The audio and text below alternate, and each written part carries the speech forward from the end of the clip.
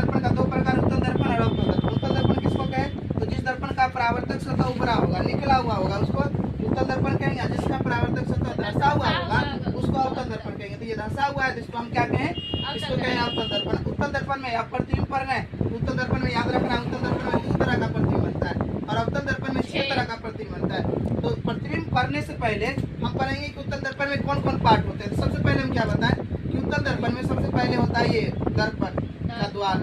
दर्पण का द्वार किसको कहें, तो दर्पण जितना चौड़ा होगा उसी को दर्पण का द्वार कहेंगे। तो दर्पण का जितना चौड़ाई होगा, जितना लंबाई होगा, जितना लंबाई या जितना चौड़ाई होगा उसी को हम दर्पण का द्वार कहेंगे। तो यहाँ m से n तक दर्पण का लंबाई है, इसी को हम दर्पण का द्वार कहते हैं। फिर उसके बाद दर्पण पर ही एक ऐसा बिंदु होता है जहाँ से प्रकाश सीधे निकल जाता है। जहाँ पर प्रकाश सीधे निकल जाता है, यानी दर्पण का वह बीच वाला पॉइंट जहाँ से प्रकाश सीधे निकल जाता है उसको हम ध्रुव कहते हैं और ध्रुव को हम P से सूचित करते हैं। तो वही लिखे, दर्पण के बीच का भाग जहाँ प्रकाश सीधे गुजर जाता है